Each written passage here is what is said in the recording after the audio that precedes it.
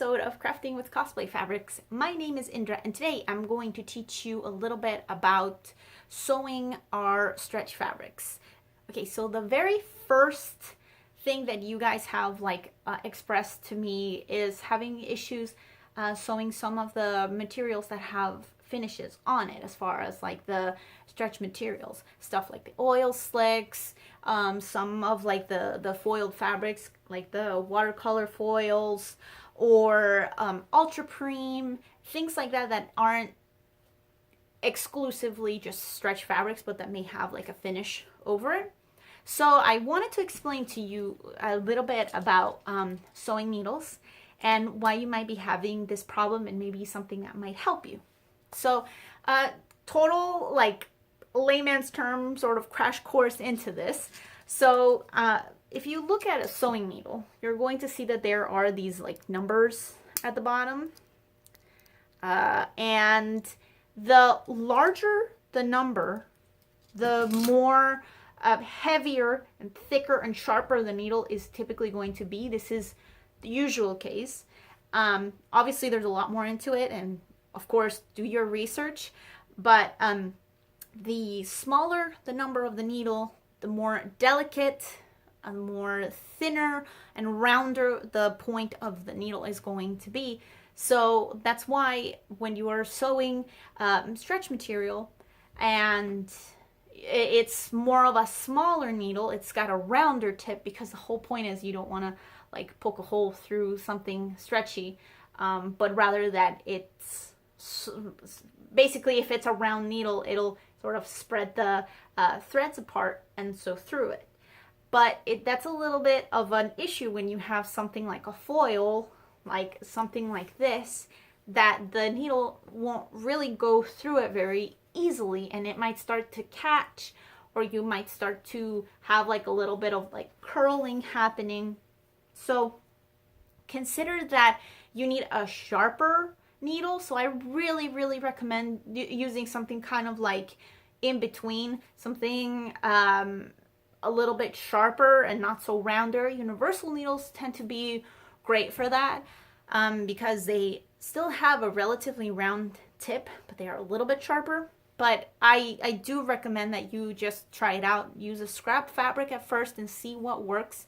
All machines are different, so your tension and your stitches and your needle, they might all need to have like a little bit of tweaking between one machine and the other. So definitely use a scrap piece of fabric to sew and see what looks the nicest for your project. So with that in mind, I also recommend that when you are sewing, you also consider the thread that you're using.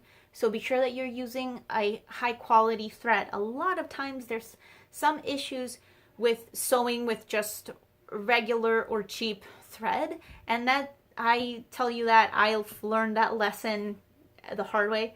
And if you might be experiencing like thread snapping, or if you're sewing and you see like you have like a nest underneath, that can happen because you're using thread that's not adequate for your current project, or the fabric, or even the needle. All of these changes can make a world of difference.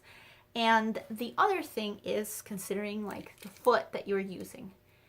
This is a walking foot, and I highly recommend this for any of your projects. You might actually already have this in your sewing machine. A lot of sewing machines nowadays come with like a little bag, like kind of like this, and a lot of times it includes it. You just have to switch it out and just use it. But this is perfect if you are using any foil, any stretch fabrics, any rubberized fabrics, any pleathers, all of it. Game changer. You can also use a teflon foot, but personally I prefer using a walking foot.